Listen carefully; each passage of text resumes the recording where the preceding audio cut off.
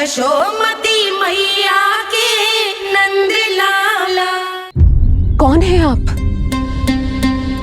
मुझे आपसे भय लग रहा है। आप मेरे भैया नहीं हो सकते। सही कहा तूने।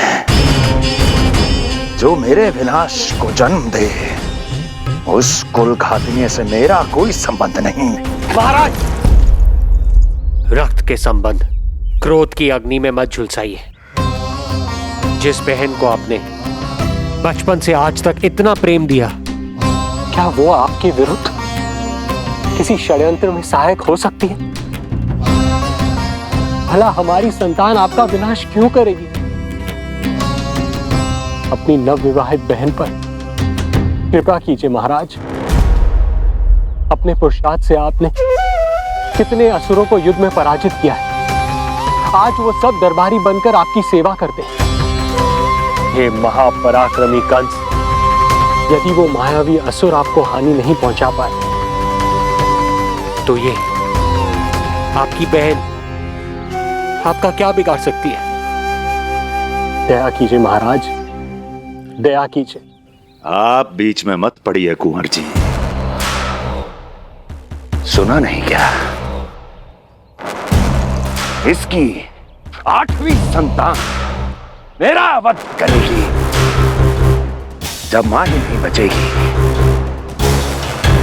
तो 8वीं संतान के जन्म का तो प्रश्न ही नहीं उठता। यदि ऐसा है तो आप मुझे मार दीजिए।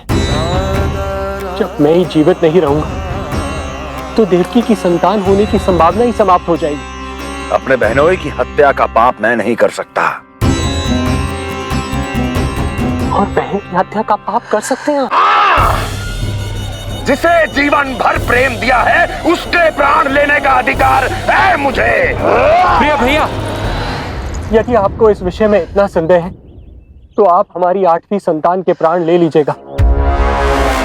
बल्कि 8वीं संतान ही क्यों, उसका जन्म होने तक हमारी सभी संतानों का वध आप स्वयं अपने हाथों से कर लीजिए। स्वामी! हे मथुराधिपति, मेरी पत्नी को प्राण दान दे दीजिए। मैं महाराज शूरसेन का पुत्र वसुदेव आपको वचन देता हूं, अपनी 8 संतानों को जन्म लेते ही स्वयं आपके सामने प्रस्तुत करूंगा। अपनी 8 संतानों को जन्म लेते ही स्वयं आपके सामने प्रस्तुत करूंगा।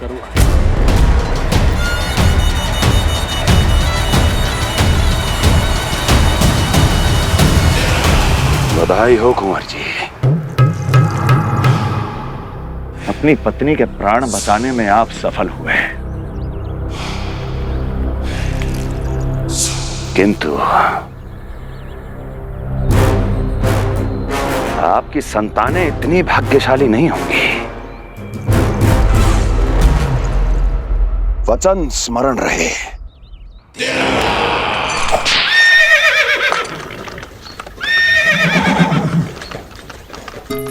इस तरह रक्त की प्यासी कंस की तलवार की छाया में देवकी और वसुदेव का वैवाहिक जीवन प्रारंभ हुआ। जब कंस की निर्ममता और वसुदेव के वचन का ये दुखद समाचार गोकुल पहुंचा तो हे नारायण, अर्थात राजा वसुदेव यदि कंस के सामने गिड़गिड़ाते नहीं तो रानी देवकी के प्राण चले जाते। हाँ नंदराज, और अब वो दोनों कंस के महल में हैं, किंतु वो महल भी उनके लिए किसी बंदीगृह से कम नहीं है।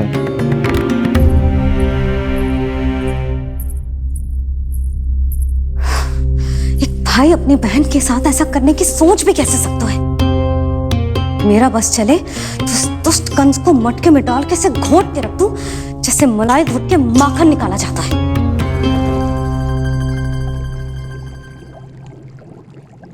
ना, माखन ना, जे कंस तो कीड़ा है। इसे तो पटक पटक के ऐसे मारना चाहिए जैसे कीड़ा निकालने के लिए धान के गट्ठर को पटका जाता है।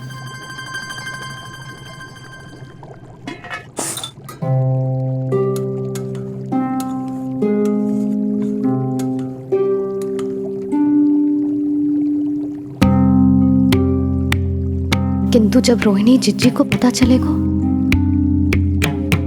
तो वो तो अपने आप को ही दोष देंगे, क्योंकि बालक ना होने के कारण उन्होंने ही वसुदेव जी को राजकुमारी देवकी के साथ दूसरा विवाह करने पर विवश किया था।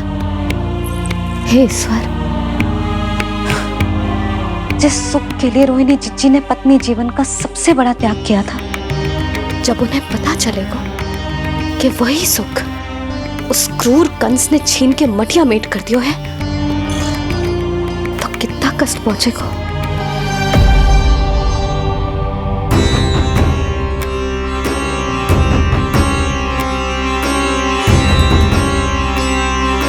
रोहिणी जीजी,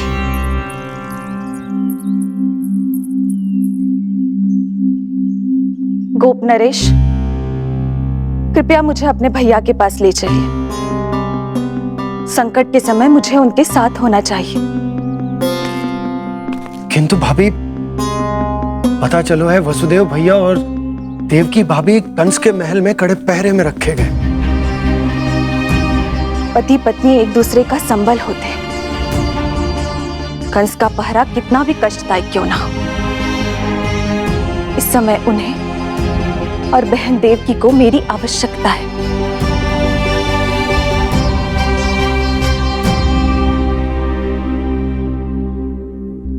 ये मेरी विवशता है कि यादव कुलदीपक होकर भी आपको इस महल में बंदियों की तरह रहना पड़ रहा है, और मैं कुछ कर भी नहीं पा रही। काश आपने मुझसे विवाह ही ना किया होता। तो क्या मैं अपने भाग्य से भाग पाता देवकी? पूर्व जन्म के कर्मों के फल स्वरूप जो हमारी नियति में लिखा है वो तो हमें भोगना ही है। श्री हरि क्या करते हैं, कब और क्यों करते हैं, ये दुख हमारे जीवन में किस उद्देश्य से आए हैं, इन रहस्यों का पता लगा पाना हम मानवों के लिए संभव नहीं है देवकी।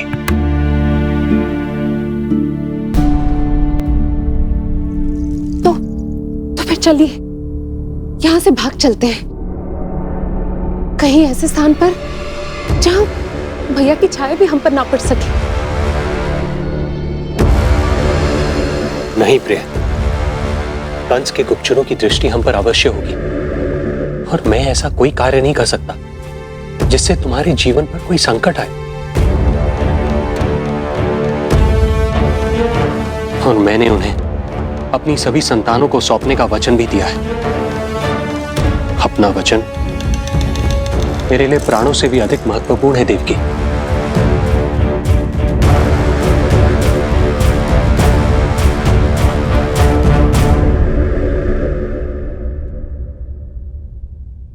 राजन, राजकुमारी, गोकुल से रानी रोहिणी और गोपराज नंद पधारे हैं।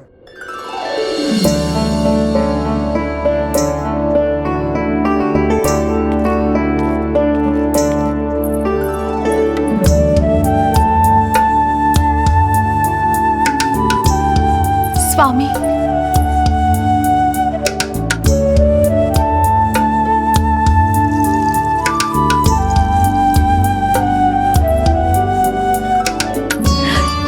बहन, दीदी,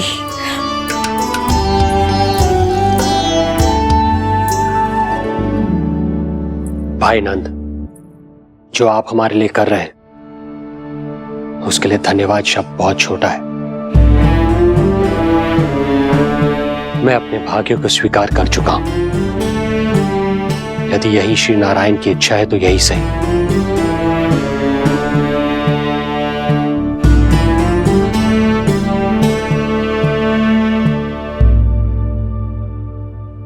भाई नंद, इस समय मथुरा का वातावरण अनुकूल नहीं है, आपको जाना चाहिए। यशोदा भाभी भी चिंतित हो रही होंगी, उनसे कहिएगा हम यहां सुरक्षित हैं अभी तक।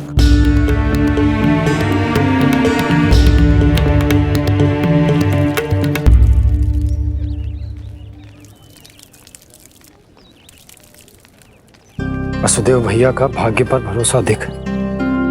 वे अपनी संतानों को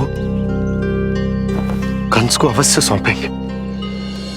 ईश्वर, इतना कठोर वचन, जब इसे निभाने का कठिन समय आएगा तो कैसा अनुभव करेंगे वे? उनका हृदय तो चकनाचूर हो जाएगा।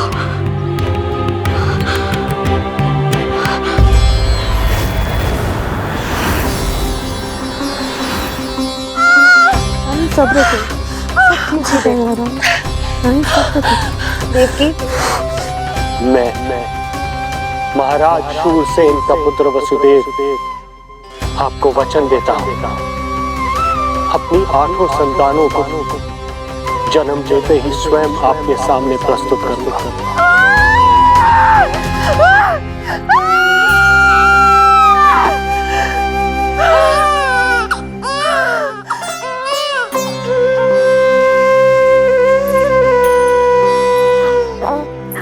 बधाई हो स्वामी, आपको पुत्र रत्न प्राप्त हुआ है।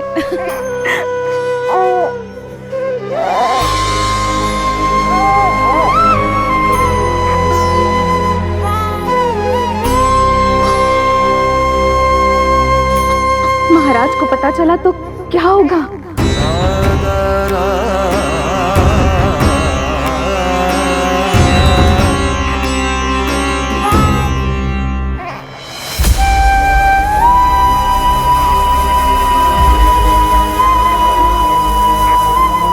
अपने पुत्र को इन हाथों में थामना।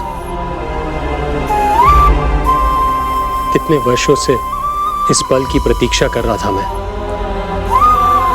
और आज जब यह पल आया है, मेरी आंखों में दुख के आंसू हैं। एक पिता जब प्रथम बार अपनी संतान को गोद में उठाता है तो सबसे पहले यह सोचता है कि उसे क्या नाम दूं, उसका सुनहरा भविष्य कैसे सुनिश्चित करे। किंतु मैं वो भाग्यहीन पिता हूं जो अपने पुत्र का भविष्य मृत्यु के अंधकार में डुबोने जा रहा है। मैं इसे नाम देकर क्या करूंगा?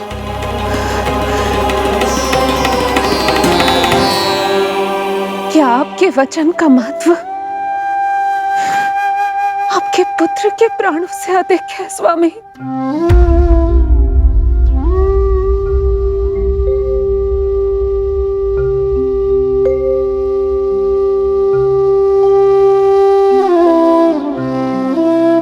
श्री नारायण का दूसरा नाम सत्य होता है देवकी। तुम ही कहो,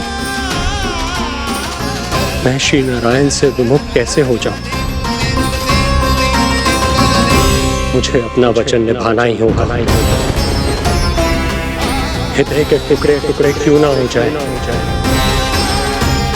मुझे इसे कंस तक ले जाना ही होगा।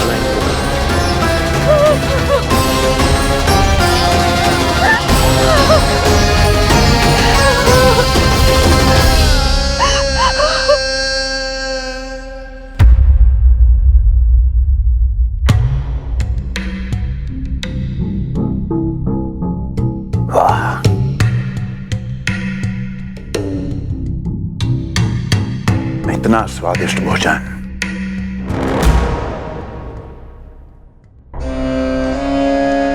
किसी विशेष इच्छा की पूर्ति के लिए मुझे सम्मोहित तो नहीं करना चाहती?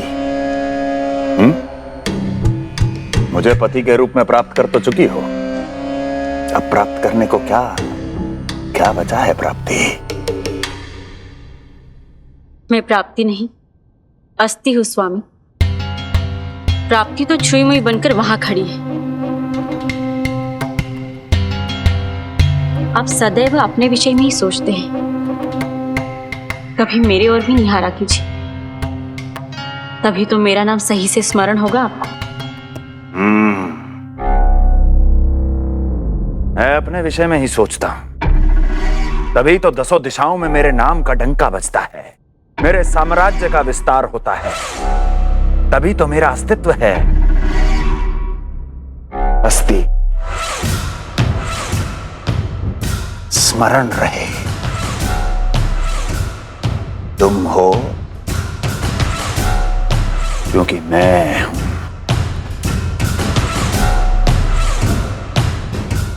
वन में यदि सिंह न हो तो उसके आश्रिति पर गीदड़ भी आक्रमण कर देते हैं। सिंह कभी अपने शत्रु को एक क्षण भी जीवित नहीं छोड़ता महाराज। आपने तो छोड़ दिया देवकी को। सिंह नहीं, आप वो गाय हैं जो अपनी कसाई से अथाह प्रेम करती है।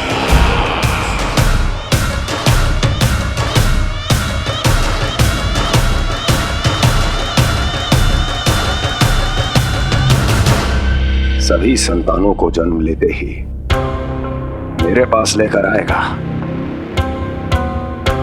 ये वचन दिया है वसुदेव ने मुझे। तो फिर आया क्यों नहीं महाराज?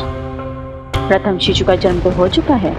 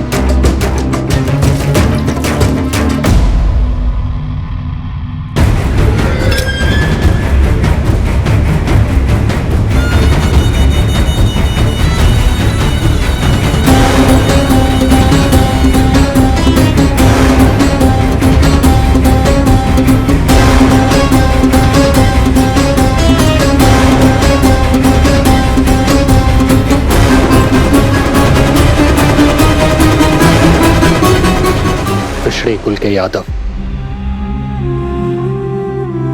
अपना वचन मिथ्या नहीं होने देते महाराज।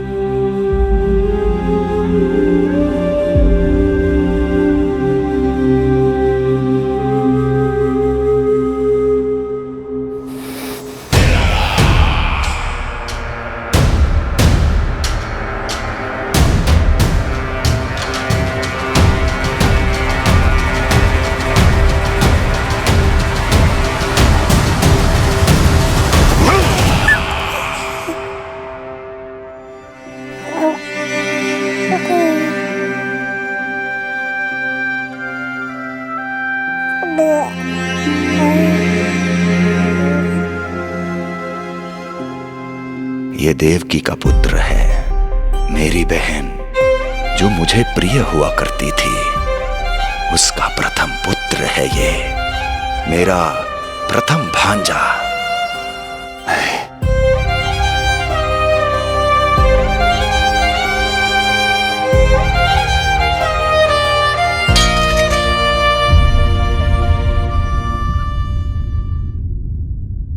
इसे वापस ले जाइए कुंवर जी।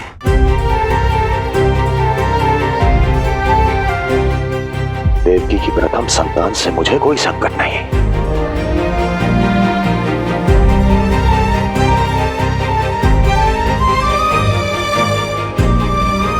और आपको क्या लगता है कुंवर जी कि मैं कोई राक्षस हूं क्या?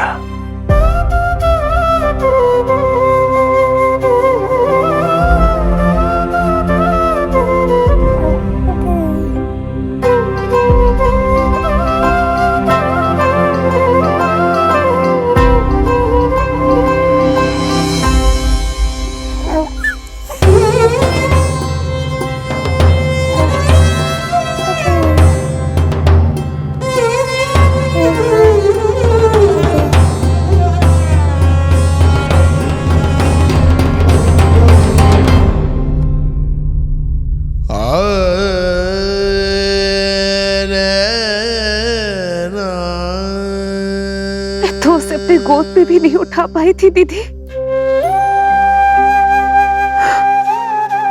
उसका वो सुकुमार मुख मेरी स्मृति से जा ही नहीं रहा। वो मधुर रुदन अभी तक मेरे कानों में गूंज रहा है। मैं तुम्हारी पीड़ा का अनुमान लगा सकती हूँ देवकी। मैंने उसे जन्म नहीं दिया था,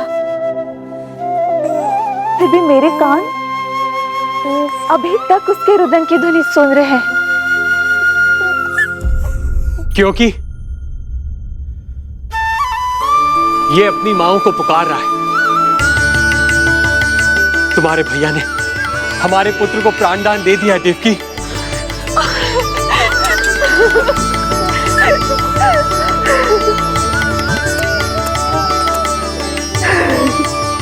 स्वामी, अब अपने पुत्र का नामकरण कीजिए। इसे ऐसा नाम दीजिए कि इसका भविष्य यश और कीर्ति से परिपूर्ण हो। कीर्तिमान, कीर्तिमान होगा इसका नाम।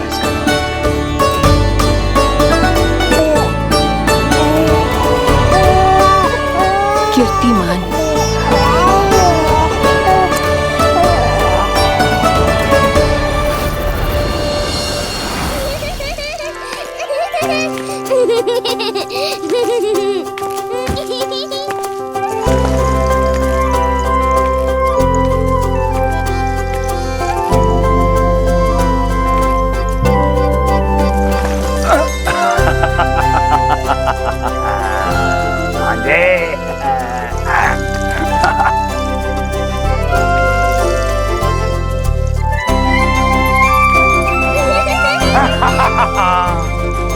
भांजे भांजे, मामा से बचना असंभव है। मामा जी, आपकी भुजाओं में कितना बल है, मुझे पीड़ा हो रही है। मेरा दूसरा हाथ पकड़ लीजिए। तुझे पीड़ा हो रही है? ये ले।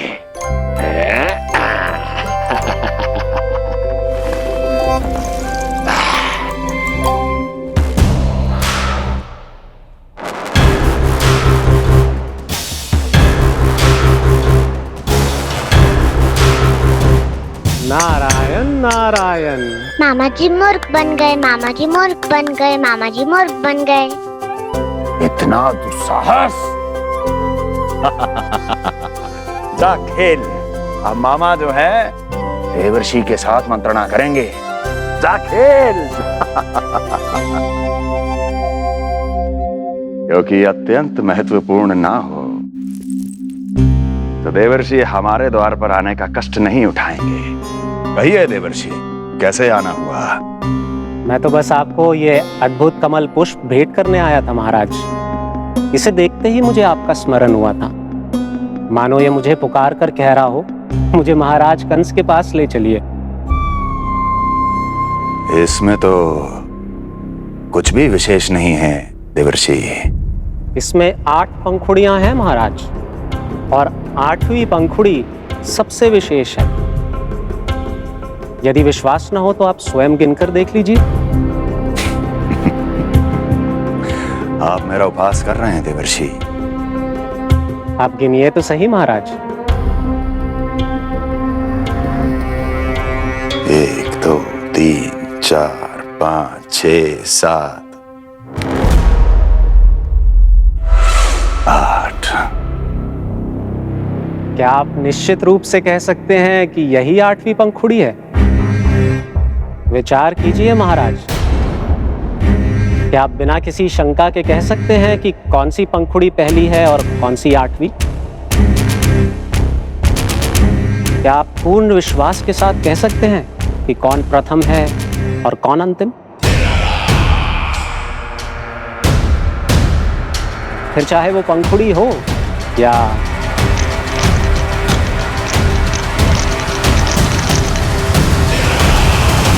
सावधान करने के लिए धन्यवाद देवर्षि। कंस के साथ धोखा करने वाले को अति भीषण दंड मिलेगा।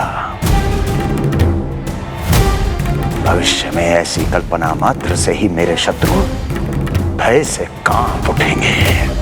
मथुरा नरेश, मैं तो मात्र पंखुड़ियों की बात कर रहा था। यदि आपने कुछ और समझ लिया है तो उसका उत्तरदायित्व मेरा नहीं है। नारायण नारायण।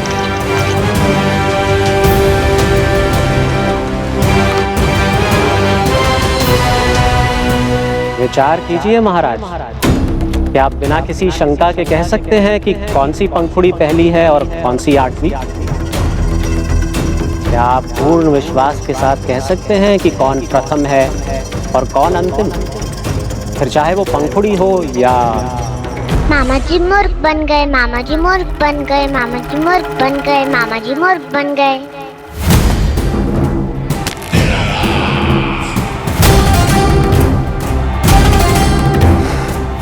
कंस को कोई मूर्ख नहीं बना सकता। कीर्तिमान। जी मामा जी। क्रोध काम लोभ मद मोह मत्सर, क्रोध काम लोभ मद मोह मत्सर, क्रोध काम लोभ। मामा जी मुझे दर्द हो रहा है।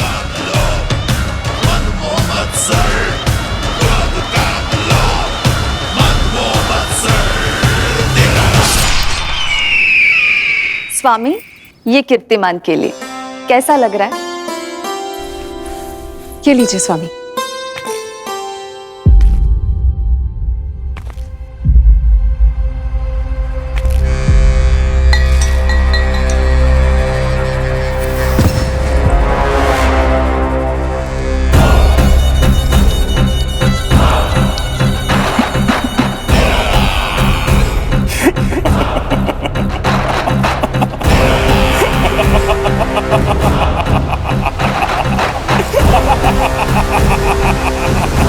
नेत्रों के सामने अपनी संतान की हत्या होते हुए देखना कितना पीड़ादायक रहा होगा ये दृश्य। किंतु प्रभु, यदि देवर्षि नारद कंस के हृदय में संदेह का बीज न बोते तो कंस ऐसा कभी नहीं करता। तो फिर उसे उकसाए ही क्यों देवर्षि ने? आप भूल गए देवराज, समस्त संसार में जो भी होता है मेरी इच्छा अनुसार ही होता है। यही प्रश्न नारद ने भी मुझसे पूछा था।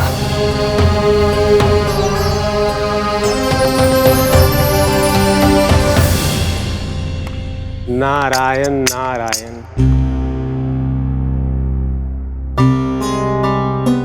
छोटे से बालक की इतनी निर्मम हत्या और माध्यम बना मैं।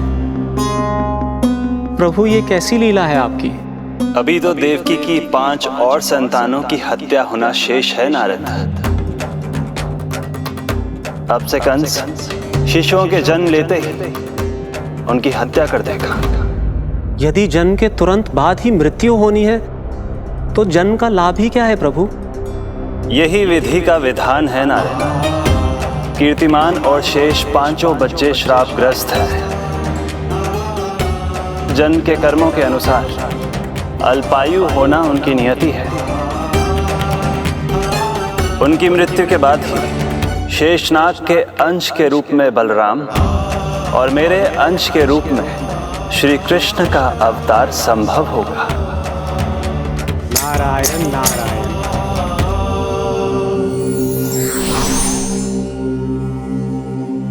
देवकी के पुत्र एक के बाद एक जन्म लेते रहे और उनकी हत्या कर कंस अपने पापों की संख्या में वृद्धि करता रहा।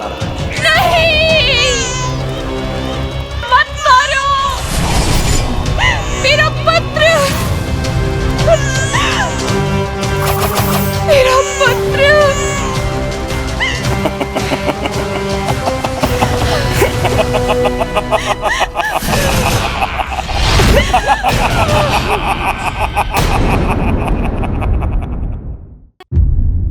अब उसकी क्रूरता की कथा ऐसे मोड़ पर आ पहुंची जहां से वापसी असंभव है,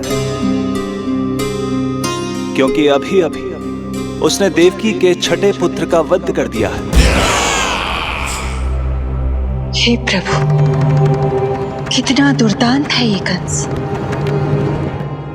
किंतु एक ही जन्म में एक साथ 2 माताओं का पुत्र बनने में उसने आपकी सहायता कैसे की प्रभु? उसके भय ने उससे ये कार्य सहज ही करवा दिया देवराज। जन्म लेते ही माता देवकी के सभी पुत्रों की हत्या कर उसने मुझे विवश कर दिया है। अब जीवित रहने के लिए मेरे अवतार को माता देवकी की कोख से जन्म लेने के तुरंत बाद मैया यशोदा के पास गोकुल जाना ही होगा। और इस प्रकार कंस के कारण एक ही जन्म में 2 माताओं का पुत्र बनने का आपका वचन सत्य सिद्ध होगा। आपकी लीला अपरंपार है प्रभु। आप सब अब निश्चिंत होकर जाइए। मेरे अवतार के जन्म होने की घड़ी अब निकट ही है। हम धन्य हुए प्रभु। हम धन्य हुए प्रभु।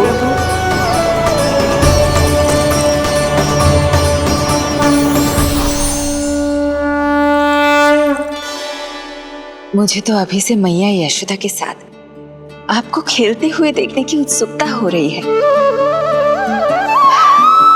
उनकी प्रवृत्ति कितनी निराली है। क्रोध ना करूं तो क्या करूं? देखिए इसकी शैतानी, फिर चला गया सुलक्षणा के बगीचे में फूल खाने। और आपको तो पता है ना सुलक्षणा का, इतनी सी त्रुटि हो जाए पूरे गांव में बखान करने में कोई कमी ना रखती। और जे की अरे जब ग्वालिनों को पता चलेगा तो क्या कहेंगी? यही ना कि जसोदा अपने बच्चे को खाना ना देती, भूखा रखे है। सुनो जी, मैं तो कहती हूँ अब ब्याह करा देते इसका। अब वो ही ध्यान रखेगी इसका। केवल पत्नी सुधार सकती है तुझे। तुम इसके बारे में बात कर रही हो कि मेरे बारे में? नहीं, वैसे सारे गोकुल वाले यही कहते हैं कि हमारे घर पर तुम्हारा ही राज चलता है। हे नारायण, ये परिहास की बात है क्या? मैं इतना दबा के रखती हूँ क्या आपको? यशोदा, हास की बात थी। रामू के कारण मुंह से निकल गई। तुझसे तो मैं बात ही ना करूंगी। कर अपने मन की।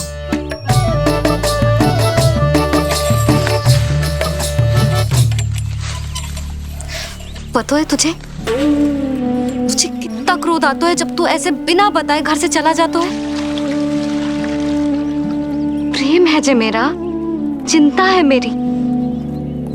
तुझे कुछ हो जाए तो अपना लल्ला माना है तुझे।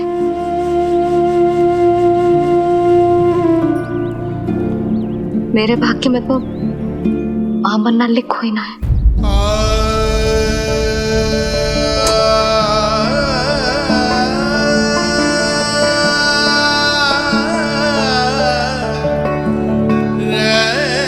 यशोदा,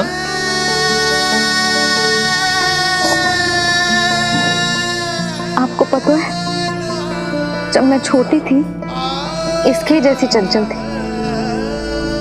गांव वाले कहते थे एक बार बड़ी हो जाएगी अपने आप ठहराव आ जाएगा। ना आयो। फिर बड़े बूढ़े कहने लगे चिंता की कछु बात ना है, एक बार शादी हो जाएगी सब ठीक हो जाएगा। ना हुआ।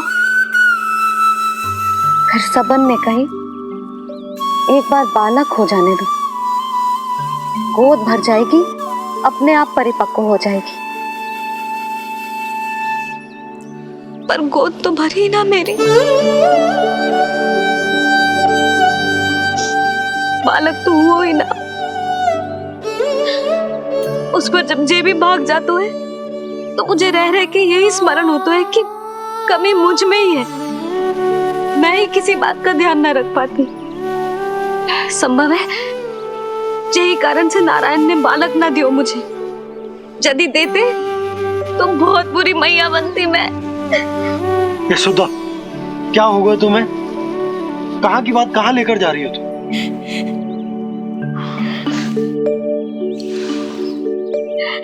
बालक अवश्य होगा हमें, और बहुत अच्छी मैया बनोगी तुम। बस नारायण सही समय की प्रतीक्षा कर रहे हैं। मेरी तो ना सुन रहे बे। आप ही कह दियो उनसे, अब और प्रतीक्षा ना होगी मुझसे।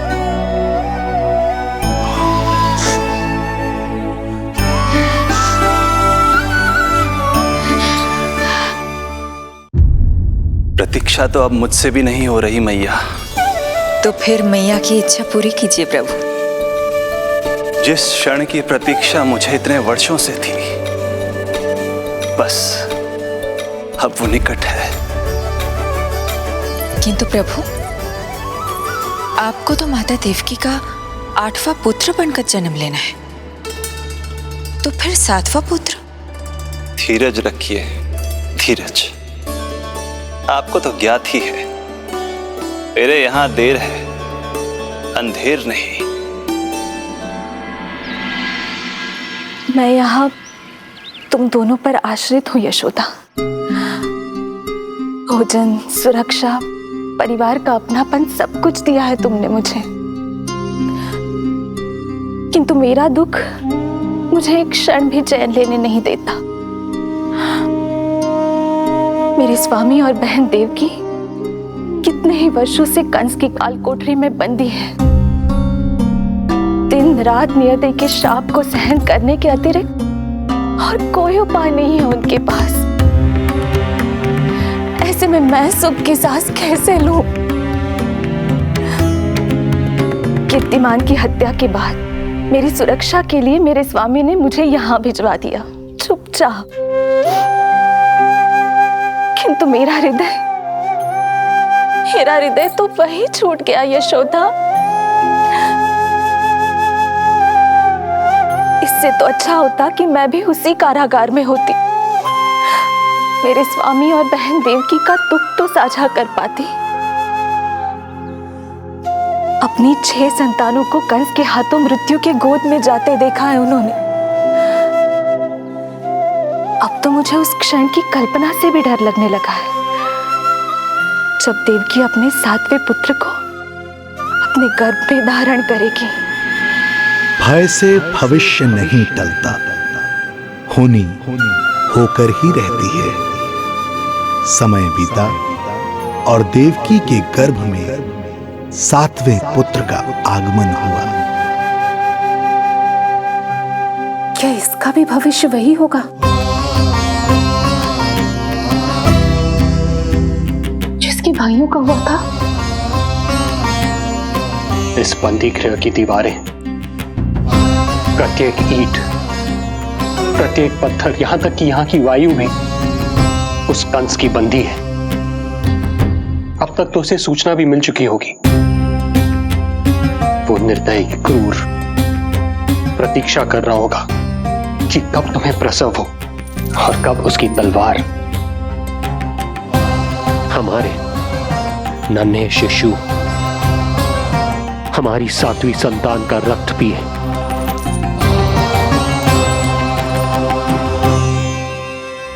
दुर्जन, तुम देवकी की कालकोठरी के बाहर स्वयं उपस्थित रहोगे, प्रत्येक पल 8वां प्रहर। जैसे ही शिशु पहली श्वास ले, तुम मुझे सूचित करोगे। अवश्य महाराज, आज्ञा दें।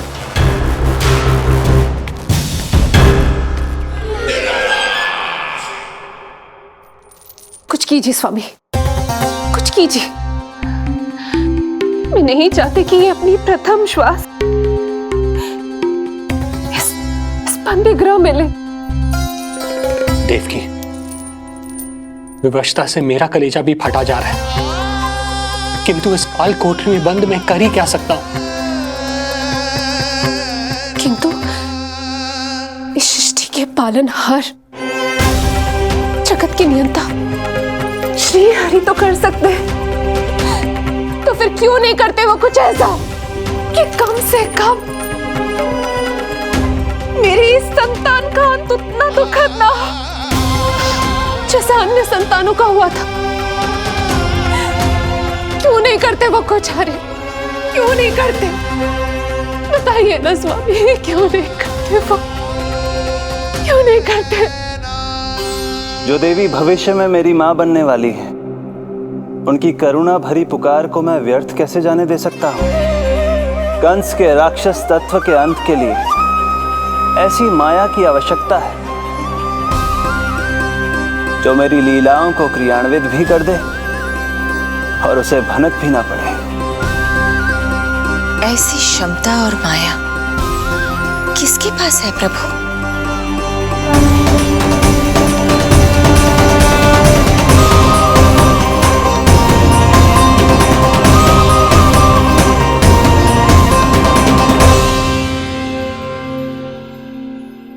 ओम नमो आकर्षिणी ज्वाला मालिनी, ओम नमो भगवती क्लेशनाशिनी।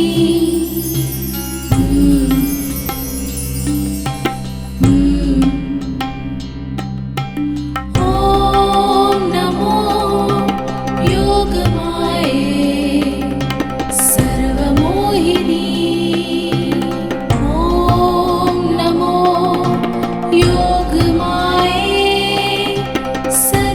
आज्ञा दीजिए प्रभु। माता देवकी का गर्भपात करके उस संतान को रानी रोहिणी के गर्भ में स्थापित कीजिए देवी।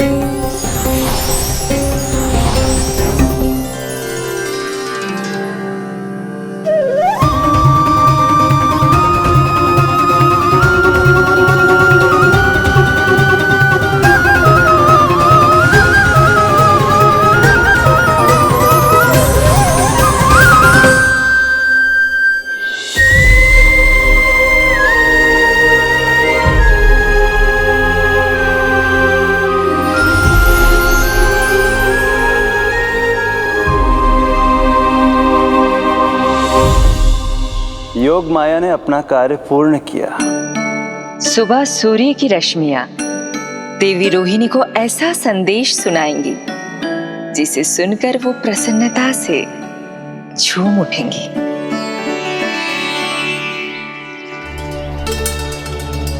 यादव कुल के नए राजकुमार के आगमन पर बहुत बहुत शुभकामनाएं रानी।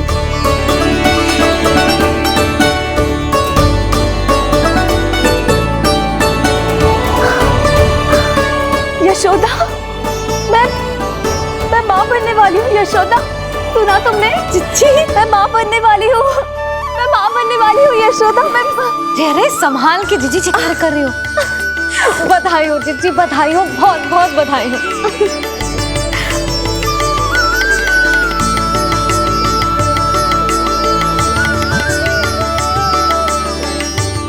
विधि का विधान भी विचित्र होता है।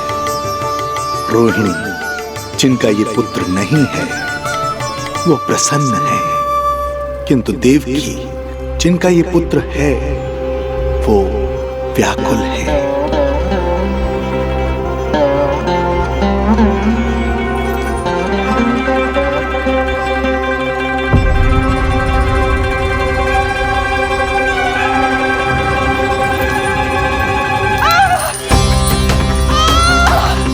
क्या हुआ देवकी? तुम ठीक तो हो? स्वामी, स्वामी मेरा पुत्र, स्वामी हमारा पुत्र चला गया। स्वामी हमारा पुत्र चला गया। धीरज धरो देवकी, संभव है यही श्री हरि की इच्छा हो। किंतु मैंने उनसे ये तो नहीं मांगा था ना स्वामी। मैंने कहा था हमारा पुत्र यहाँ श्वास न ले।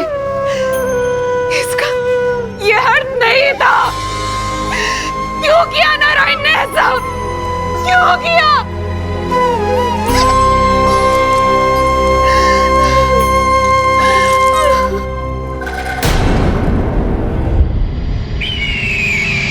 तो ये सत्य है महाराज, राजकुमारी देवकी का गर्भपात हो गया है। बच गया वो शिशु। किंतु यदि मेरे हाथों उसकी मृत्यु होती तो अधिक कष्ट होता उसे। सुख में समय पंख लगाकर उड़ता है। शीघ्र ही रोहिणी के प्रसव का दिन आ पहुंचा और उसने एक स्वस्थ और सुंदर बालक को जन्म दिया।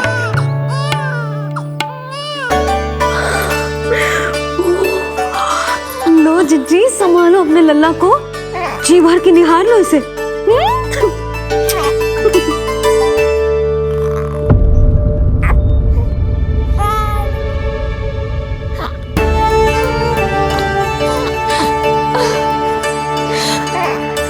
मेरा पुत्र राजकुमार।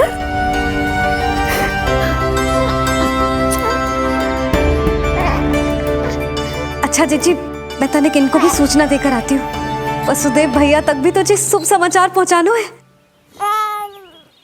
राजकुमार कौन है? हाँ, गोकुल का राजकुमार है। हाँ गोकुल का राजकुमार है मेरा बच्चा। बल तो इतना है कि पूछो ही मत। एक बार उंगली पकड़ लेना तो उसके बाद छुड़ाना अत्यंत कठिन हो जाता है। और दृष्टि ऐसी कि एक बार में मन मोह ले। भगवान श्री राम की भांति सबको प्रसन्न रखता है। बस तो फिर उसका नाम बल राम रखना। तो फिर उसका नाम बल राम रखना। देवकी, बधाई हो, तुम छोटी मां बन गई। भैया, आप दोनों कछु चिंता न करियो। बलराम का लालन पालन मेरा उत्तरदायित्व है। उसे कछु कमी ना होने दूंगा मैं।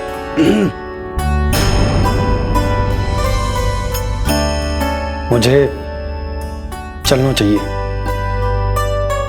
कितने वर्षों बाद तुम्हारे कारण शुभ समाचार मिला है हमें। श्री नारायण हमेशा तुम पर कृपा बनाए रखे।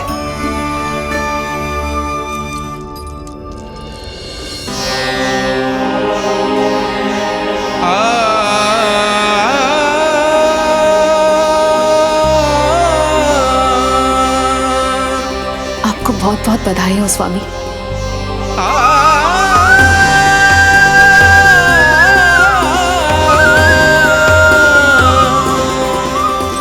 देवकी, क्या हुआ?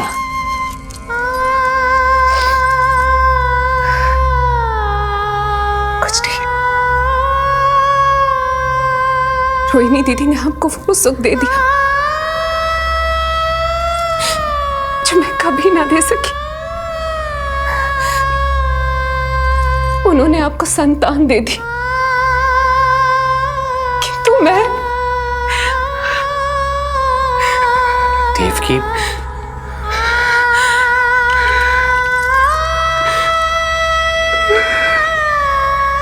इस समय जो व्यथा माता देवकी की है, वही पीड़ा माता यशोदा की भी है। माता देवकी की ममता अपनी सभी संतानों को खोने की वेदना से त्रस्त है, तो माता यशोदा की ममता संतान ना होने के संताप में झुलस रही है। सत्य कहा देवी, मुझे आभास हो रहा है मैया यशोदा का हृदय मुझे अपनी गोद में खिलाने के लिए कितना व्याकुल है। सच्ची श्री हरि, सच्ची में प्रसन्न हूं मैं कि आपके आशीर्वाद से रोहिणी जीजी को इतना प्यारा लल्ला हुआ है। पर मुझसे क्या त्रुटि हुई नारायण? मुझे क्यों न दियो आपने लल्ला?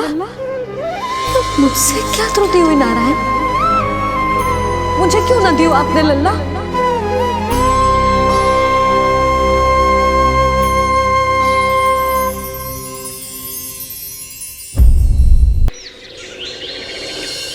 सच्ची श्री हरि, सच्ची में प्रसन्न हूं मैं कि आपके आशीर्वाद से रोहिणी जीजी को इतना प्यारा लल्ला हुआ है।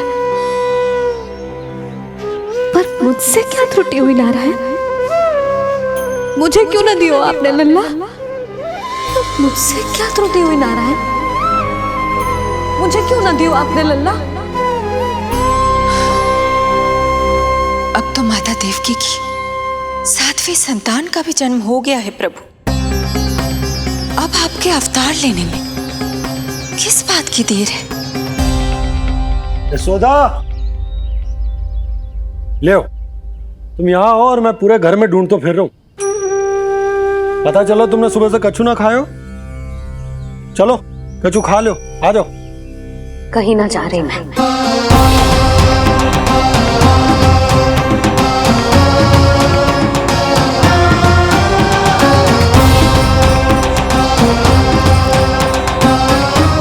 क्या हो वो? हरि को बांध के बैठी हूं। जब तक मेरे प्रश्नों के उत्तर ना देंगे, ना कहीं जाऊंगी ना कछु खाऊंगी। कौन से प्रश्न और कैसे उत्तर?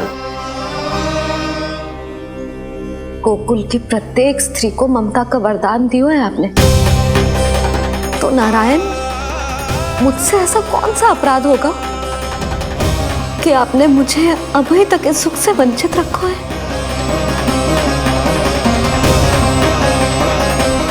आज बोलना पड़ेगा प्रभु, बताना पड़ेगा कि आपने मुझे लल्ला क्यों न दी। क्या आपको पता ना है, जैसे भगवान अपने भक्तों के बिना अधूरे होते, वैसे मैया भी संतान के बिना अधूरी होते।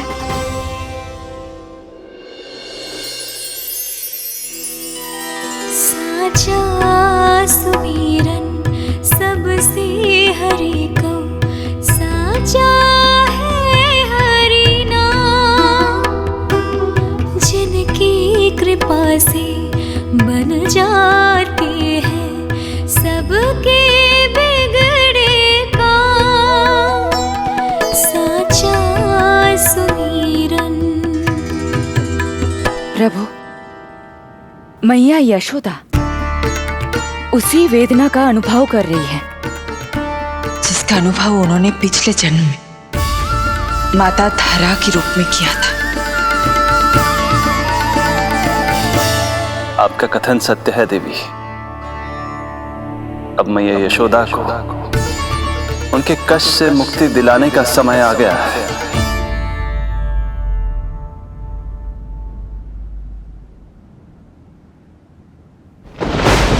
उठो पूर्णा, शीघ्र ही यशोदा के यहाँ पुत्र का जन्म होगा। नक्षत्रों की गति से उत्पन्न संकेतों को देखो।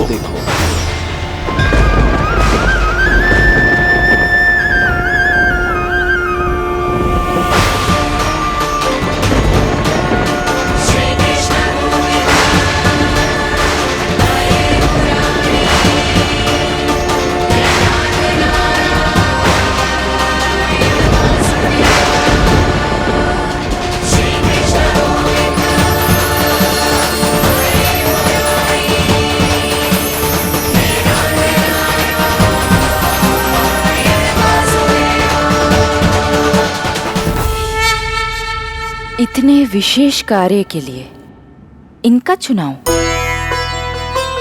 ये देवी कौन है प्रभु? ये मेरे भविष्य में होने वाले गुरु महर्षि संदीपनी की माता हैं देवी। अपने ज्ञान के कारण गोकुल वासियों की श्रद्धेय हैं। यदि मेरे आगमन की सूचना मैया यशोदा को ये देंगी तो ही मैया विश्वास करेंगी।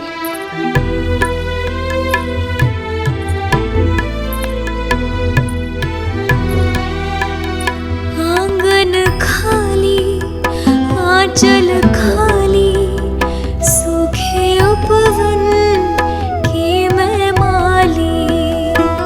क्यों ना मेरे भाग में ललना, क्या मेरे घर ना एगो पलना। विवश ना करो इतना मुझको, मिलेगो ना एक क्षण भी शयन को।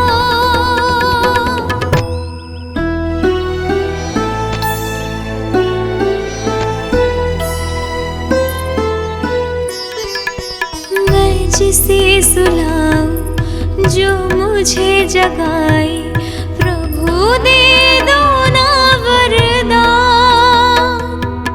साचा सुमीरन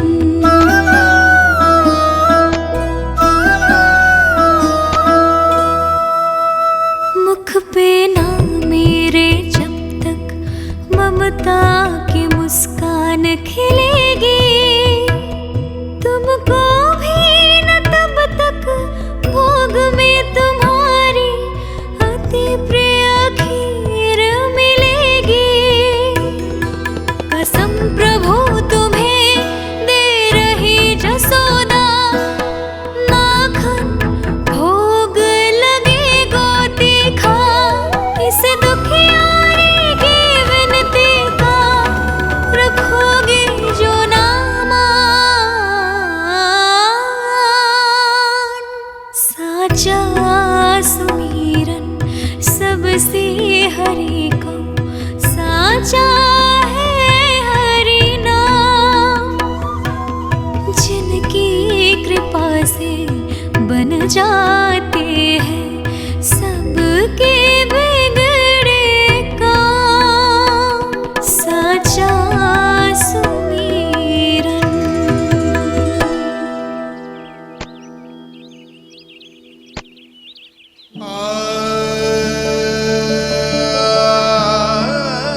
यशोदा, मैं तुम्हारी व्यथा समझ रहा हूं,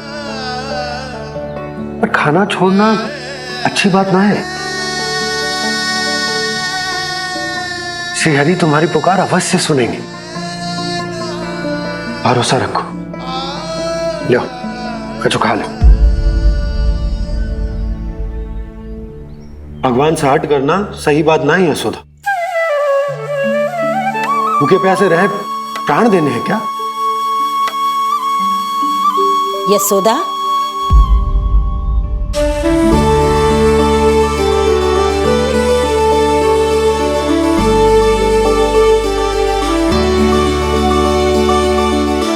होने वाली मैया को अपने स्वास्थ्य का विशेष ध्यान रखना चाहिए।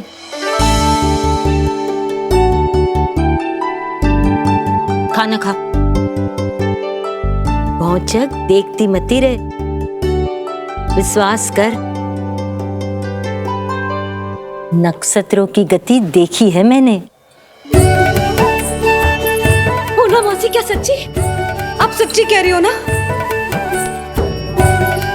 भाद्रपद माह की अष्टमी तिथि को रोहिणी नक्षत्र में, जब सूर्य सिंह राशि का होगा और चंद्र वृषभ राशि का, तब मध्य रात्रि तेरे लल्ला का जन्म होगा।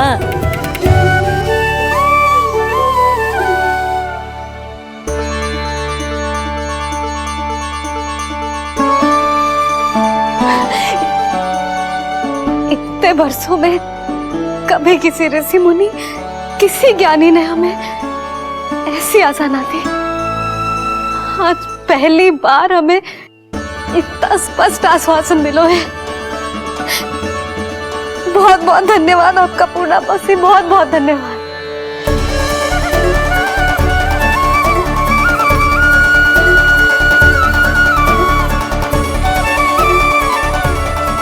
ना, मौसी को धन्यवाद ना देते लाली, मौसी से आशीर्वाद लेते हैं। ला लड्डू ला।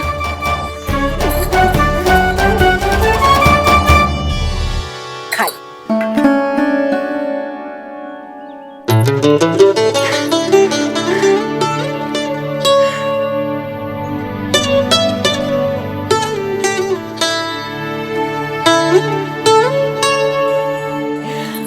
बस अब तुझे केवल उस क्षण की प्रतीक्षा करनी है। मैं मैया बनने वाली हूँ, सुना आपने, मैं मैया बनने वाली हूँ, आप बाबा बनने वाले हैं। श्री हरि ने कृपा कर दी हम पर, तुम्हारे प्रश्नों के उत्तर दे दिए नारायण ने। चलो अब शीघ्रता से भोजन कर लो। मैं जा रही हूँ रोहिणी जीजी को बताने। अरे पर भोजन पूर्णा मौसी जो कह देती है वो हो के रहता है।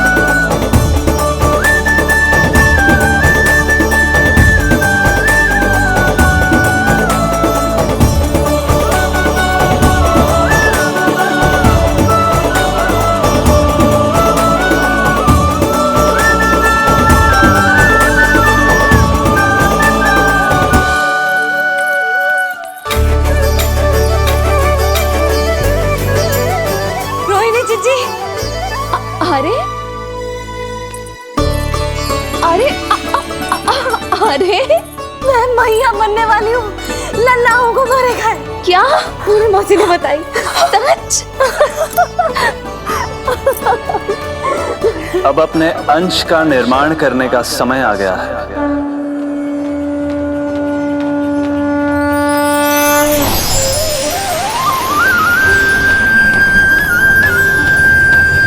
वसुदेव सुतं देवं कंसचाणूरमर्दनम्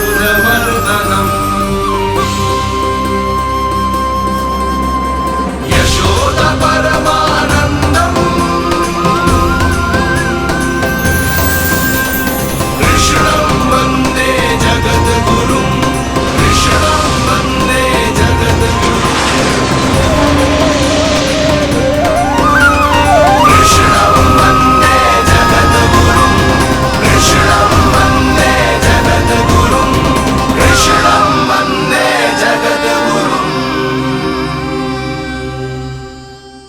कृष्ण कृष्ण कृष्ण कृष्ण कृष्ण कृष्ण कृष्ण कृष्ण।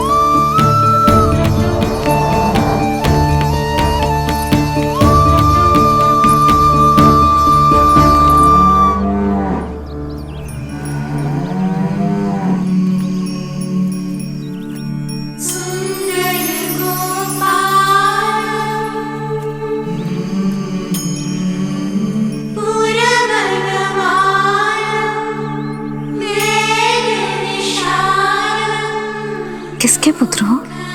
आपका।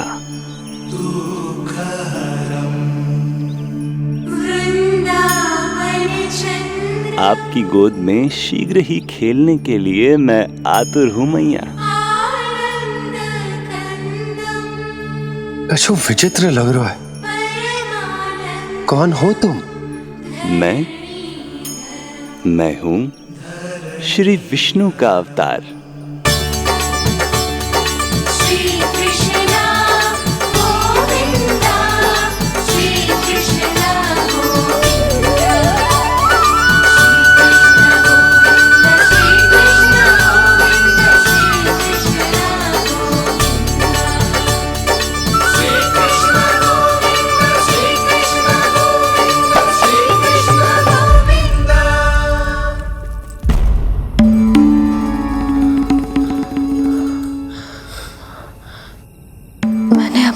स्वप्न देखो।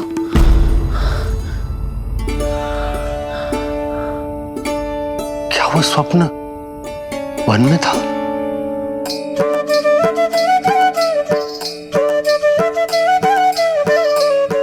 क्या मैं सत्य में श्रीमन नारायण की मैया बनने वाली हूँ?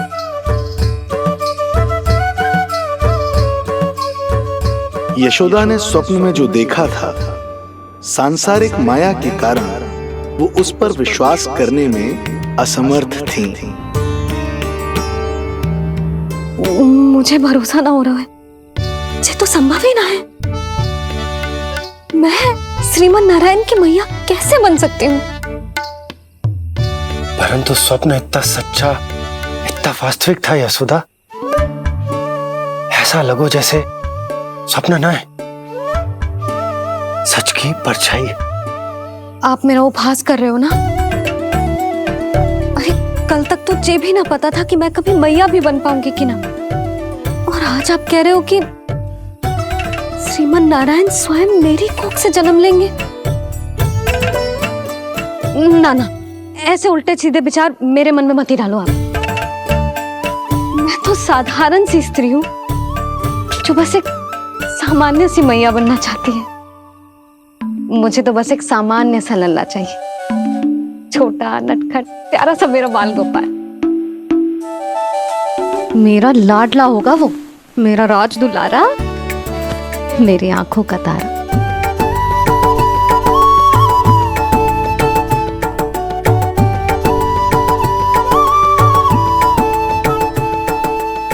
मैया यशोदा और बाबा नंद का वात्सल्य प्रेम इतना अधिक था कि उनका मन इस अद्भुत घटना पर विश्वास करने को तैयार ही नहीं था।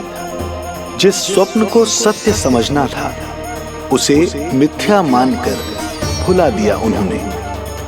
किंतु श्रीमन नारायण को आना ही था। स्वप्न साकार करने वाले को ही तो भगवान कहते हैं।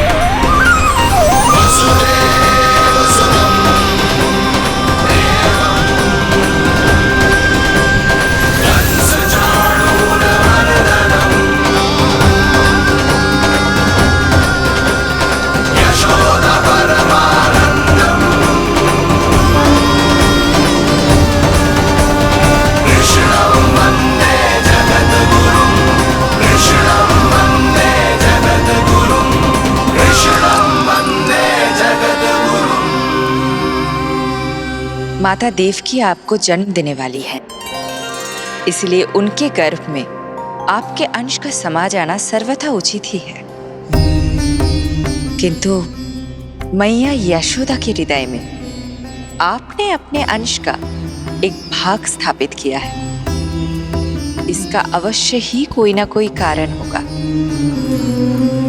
मेरे अंश के ये दोनों भाग तन और आत्मा हैं देवी। माता देवकी मेरे तन को जन्म देंगी, किंतु मेरी आत्मा का जन्म मैया यशोदा के हृदय से होगा। जब मैया प्रथम बार मुझे अपने हाथों में थामेंगी, मेरे अवतार की आत्मा और तन एक दूसरे से जा मिलेंगे और तभी मेरा अवतार पूर्ण होगा। मैं और यशोमती मैया एक दूसरे के साथ हृदय से जुड़ेंगे। इसीलिए समस्त संसार में हम दोनों की जोड़ी एक माता पुत्र की अद्भुत जोड़ी के रूप में जानी जाएगी।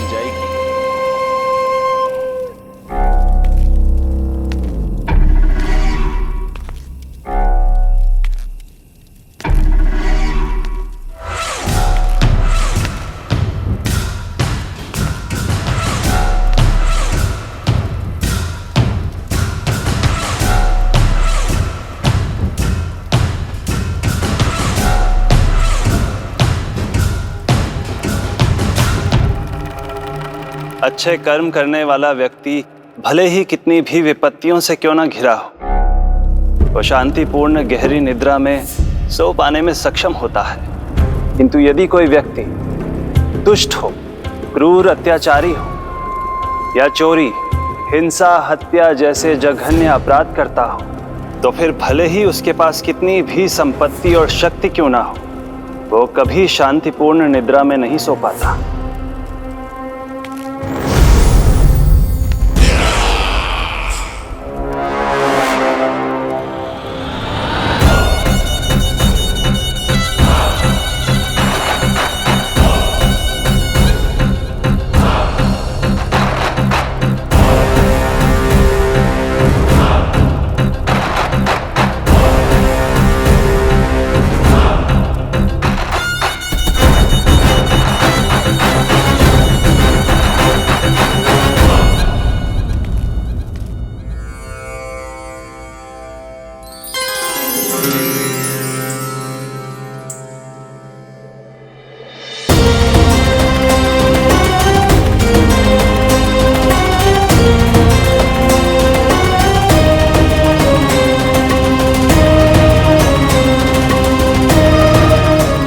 अब आप अपने अंश का निर्माण कीजिए देवी, ताकि जब मैं माता देवकी के 8वें पुत्र के रूप में अवतार लूं, तो आप भी मैया यशोदा की पुत्री के रूप में जन्म ले पाए।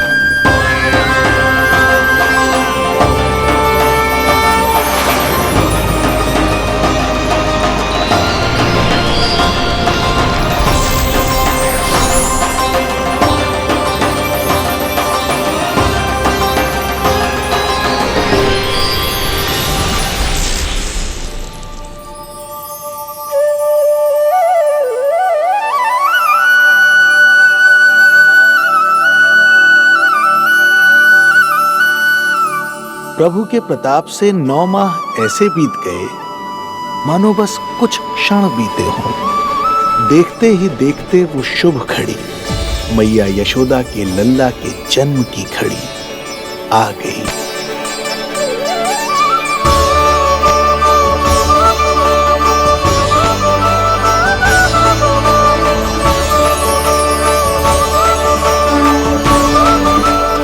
भाद्रपद माह की अष्टमी तिथि।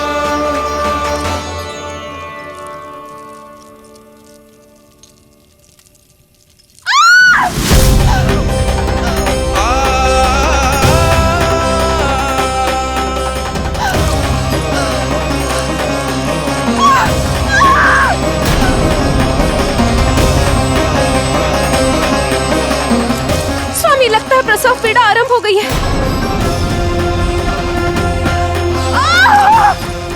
देवकी, संभालो अपने आप को, धीरज रखो।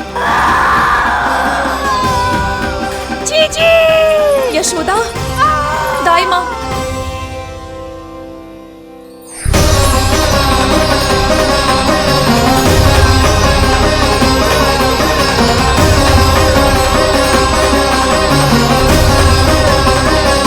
रोहिणी नक्षत्र, रोहिणी नक्षत्र।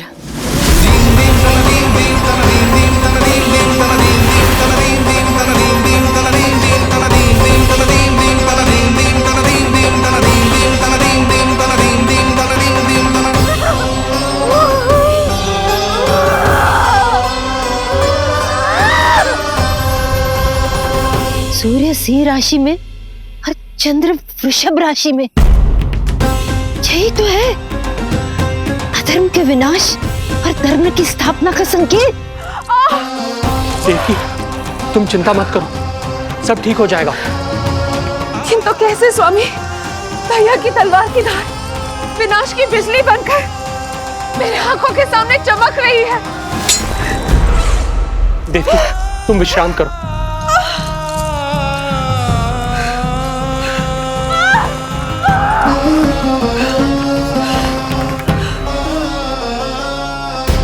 दुर्जन, जाओ फिर से देखो, मुझे पल पल का समाचार चाहिए।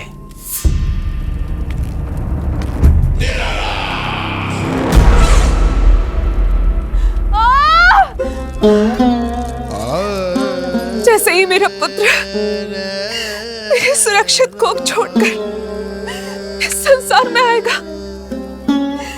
भैया कंस मेरी ममता को मिले इस वरदान को मुझसे छीन लेंगे।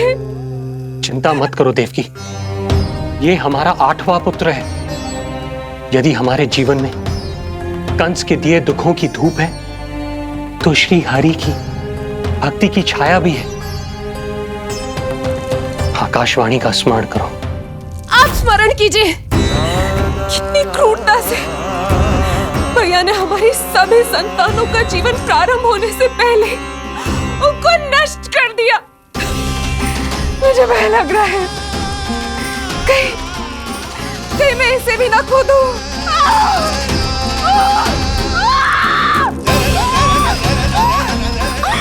अब और प्रतीक्षा ना हो पाएगी मुझसे, अब और प्रतीक्षा ना हो पाएगी।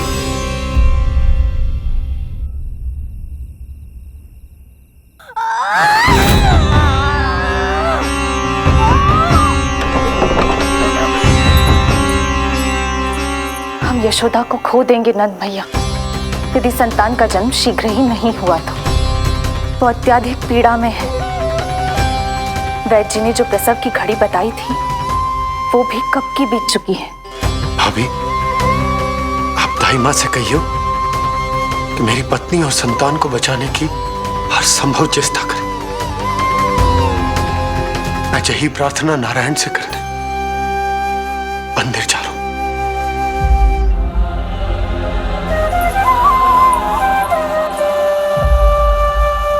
प्रभु, मैया योग माया को जन्म क्यों नहीं दे रही है? मेरा ही तो शक्ति तत्व है योग माया, वो तभी जन्म ले सकती है जब मेरे 8वें अवतार श्री कृष्ण का जन्म होगा। कृष्ण का जन्म होगा। तो प्रभु, अब आपको किस बात की प्रतीक्षा है? जब निश्चित प्रहर का अंत होगा और शून्य काल का प्रारंभ, तभी तो होगा जयंती योग, लल्ला के जन्म का योग। बस अब कुछ ही क्षण और।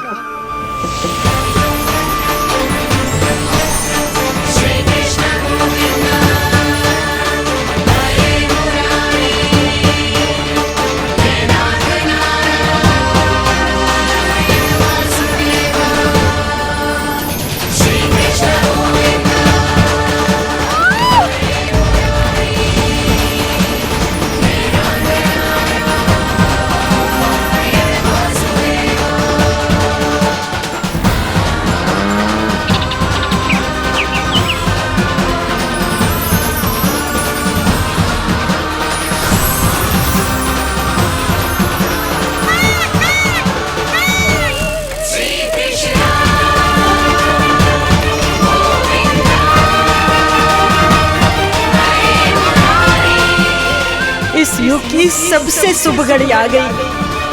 प्रारंभ हो गया दिव्य शून्य काल।